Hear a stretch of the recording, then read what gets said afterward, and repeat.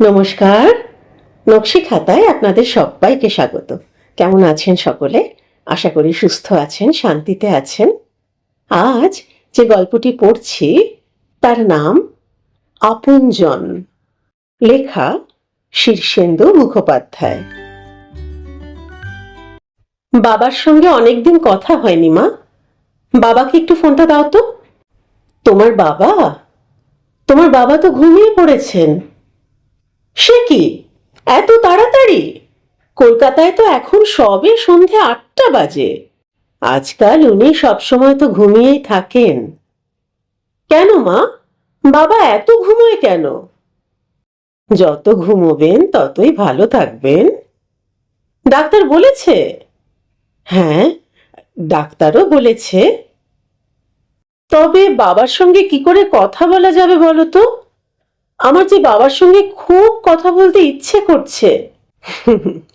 করবেই তো, পরে কোনো সময় বলো। বাবার শরীর কি খারাপ? Anything wrong? না না, চিন্তার কিচ্ছু নেই, ভালোই তো আছেন। তবে বড্ড ঘুম। তুমি কেমন আছো মা? খারাপ কিছু টের পাই না, মনে হয় বেশ ভালোই তো আছি। এখন বর্ষাকাল, জানলা দিয়ে কদম ফুল দেখা যায়। তুমি তো দেখতে পাও না, আমি পাই। কত ফুল ফুটেছে এবার। আমেরিকায় কদম গাছ নেই মা, বর্ষাকাল বলেও কিছু নেই। তাই তো, অত দূর থেকে কদম ফুল দেখবেই বা কি করে? আচ্ছা, তোমার রান্নার লোকটি এখনো আছে? সেই যে নমিতা, খুব পরিষ্কার পরিচ্ছন্ন মানুষ কিন্তু। নমিতা? হ্যাঁ, নমিতা আছে। এ তো রান্না করে রেখে গেল। তুমি কি করছো? টিভি খুলে বসে আছো তো? না, আমি উল বুনছি। কার জন্য? কার জন্য বুনবো? না, কারো জন্য তো নয়, শুধু বুনে যাচ্ছি। নিশ্চয় বাবার জন্য। লজ্জায় বলছো না? না, কারো জন্য কিছু বুনছি না তো, শুধু বুনে যাচ্ছি।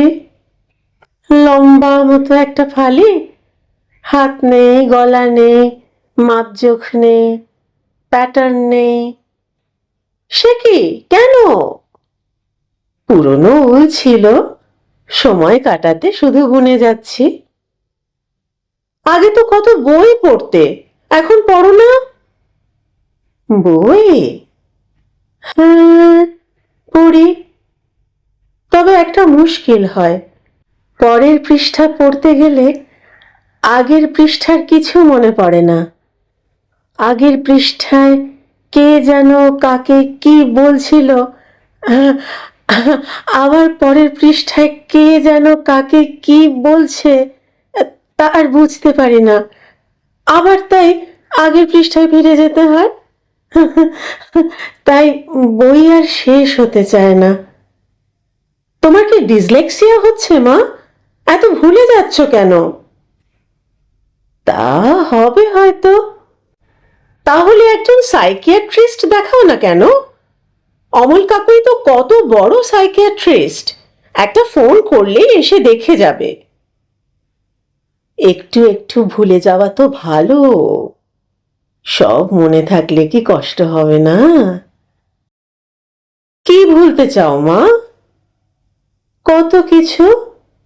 এই তো কবে যেন আমার কয়েকটা গয়না চুরি হয়ে গেল, সে কথাটা ভুলে যাই বলে আর তেমন কষ্ট হয় না। একটু একটু ভুলে যাওয়াও খুব দরকার। সর্বনাশ, গয়না চুরি হয়ে গেছে? বলনি তো, কি কি গয়না চুরি গেল?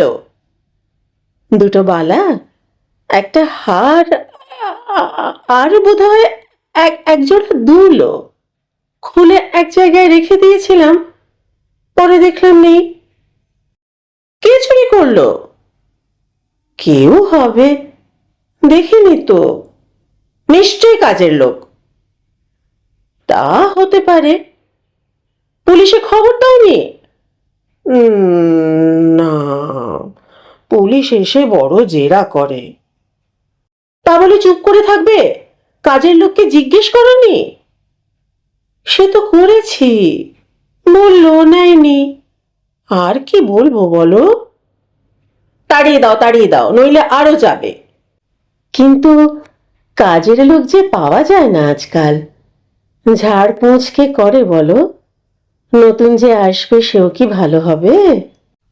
তুমি বড় চিন্তায় ফেললে আমাকে।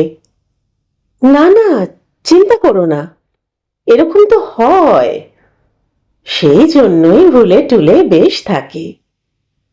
বাবাকে বলেছ? না তো, ওকে আমি আজকাল কিচ্ছু বলি না। এসব ছোটখাটো ব্যাপারে কি ওকে জড়ানো উচিত? ব্যাপারটা ছোটখাটো নয় মা, বেশ কয়েক হাজার টাকার সোনা। ওই তো, ওসব মনে পড়লেই মন খারাপ হয়, কষ্ট হয়। ওই জন্যই ভুলে থাকা দরকার। গয়নাগুলো সব লকারে রেখে দাও না কেন? লকারেই আছে, কয়েকটা বাইরে ছিল। খুব বেশি গয়না তো আমার নেই। সাবধানে থেকো, একটু খেয়াল রেখো চারদিকটা। হ্যাঁ, সাবধানেই তো থাকি। রাত 10টা বাজলে সদর দরজা আটকে দিই। এখন তো বর্ষাকাল, এবার খুব বৃষ্টি হচ্ছে। তুমি কি বৃষ্টির শব্দ শুনতে পাচ্ছ? না মা, খুব বৃষ্টি হচ্ছে। আজ আর কেউ আসবে না। কার আসবার কথা বলো তো? মাঝে মাঝে অফিস ফেরত টুলটুল আসে তো। টুলটুলটা আবার কে? ওই একটা মেয়ে, এ পাড়ায় নতুন, মাঝে মাঝে আসে। আজ যা বৃষ্টি, রাস্তায় জল জমে গেছে নিশ্চয়ই। আজ ছাড়ছি মা। আচ্ছা আচ্ছা, ভালো থেকো। তুমি কিন্তু আজ কারো কথা জিজ্ঞেস করলে না, ইচ্ছে বা ইতির কথা। ওই দেখো, ওই রকমই তো ভুল হয় আমার। সত্যি তো। কেমন আছে ওরা? ভালো আছে মা। ফোনটা মুঠোর মধ্যেই মরে গেল। কেটে গেল না অয়ন কেটে দিল, তা খুব ভালো বুঝতে পারল না রমা। অবশ্য একই কথা, কেটেই যাক আর কেটেই দিক, কত কাজ থাকে ওদের, ওরা তো আর তার মতো নয়। ঠিক যেন একটা স্টেশনে ট্রেনটা দাঁড়িয়ে পড়েছে, আর ছাড়ছেই না, চলার ইচ্ছেই নেই আর। বেশ অনেকক্ষণ বাদে ডোরবেল বাজলো। এই একটা শব্দ আমার বেশ লাগে, সহ্য হয়। ডোরবেল মানে কারো আশা তো। হ্যাঁ, টুলটুল, রোগা খয়াটে চেহারা, কালো, মুখখানা বড্ড ভাঙাচোরা, দেখতে ভালো নয়, কিন্তু চোখ দুখানার দিকে চাইলে বোঝা যায় গভীর মায়া যেন মেঘ করে আছে। ও মা, এসো এসো, ভেজনি তো? এই একটুখানি, ছাতা ছিল, পায়ের দিকটা একটু ভিজেছে। হ্যাঁ, টুলটুলের স্বরটা ভীষণ ভালো, সুরেলা বলা যায় কি? তাই হবে বোধ হয়। রমা শুনেছে টুলটুল ভালো গান গায়। রমা শুনতে চায়নি কখনো, টুলটুলে শোনায়নি। আপনি আজ সারাদিন কি করলেন মাসিমা? রমা যেন খুব একটু ভাবার চেষ্টা করে বলে, আজ আ- আ- আজ আর কিছু করিনি। সারাদিনটা তো বেশ কেটে গেল। সকালের দিকে আজ অনেকক্ষণ জানালার পাশে ওই কদম গাছটাকে দেখলাম। সারা বছর কেমন মন মরা হয়ে থাকে, আর এখন যেন গয়না পরে গুমোর হয়েছে, ভারী ভালো দেখাচ্ছিল। ব্যাস, আর কিছু করেননি? করেছি তো, স্নান, দুপুরে খাওয়া। ঘুমিয়েছেন? না বাবা, দুপুরে ঘুমোলে রাতে হতে চায় না। আপনাকে না বলেছি রোজ সারাদিন যা করেছেন সব লিখে রাখবেন? লিখতে গেলে মনে হয় কিছুই তো লেখার নেই। স্নান করলাম, খেলাম, বসে থাকলাম, শুধু এসব লিখে যেতে কি ইচ্ছে হয় বলো? টুলটুল হাসলো, বলল, তবু লিখবেন, তাতে স্মৃতিটা ঠিক থাকবে। দাঁড়ান, এবার চা করে আনি। নমিতা একবার চা করে খাইয়ে গেছে তাকে, কিন্তু সেই চাটা তেমন উপভোগ করে না রমা। টুলটুল রাত 8:30 নাগাদ যেটা করে, সেটা কে জানে কেন বেশ ভালো লাগে। ডাইনিং টেবিলে পাশাপাশি দুজন চা নিয়ে বসে। কাল রবিবার, চলুন কাল একটু মলে ঘুরে আসবেন। কিন্তু জিনিসপত্র কিনতে যে আমার আর ইচ্ছে হয় না, কিছুই তো দরকার নেই আমার। নাই বা কিনলেন, ঘুরে ঘুরে দেখলেও তো মন ভালো হয়ে যায়। তাছাড়া লোকজন থাকে, আলো টালো থাকে, একটা জমজমাট ব্যাপার তো। কাজ না থাকলেও লোকে আজকাল মলে ঘুরতে যায়। আগে তো কত দুপুর গড়িয়াহাটে ঘুরে ঘুরে কাটিয়ে দিয়েছি।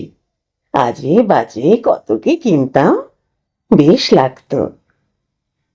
এখন কি আর সেরকম লাগবে? তবু তুমি যখন বলছো, যাব। আপনার বাড়ির চায় একটা বেশ সুন্দর গন্ধ, কোথায় কেনেন? এর নাম কেদার। কার নাম কেদার? যার দোকান থেকে ওই চা আনা হয়। দোকানটা আমাকে চিনিয়ে দেবেন তো? আমি তো একটু ভালো চা খুঁজে খুঁজে হয়রান। গত সপ্তাহে একটা নামকরা দোকানে লাইন দিয়ে চা কিনলাম, এক গাড়ির দামও নিল, কিন্তু একটুও ভালো লাগলো না।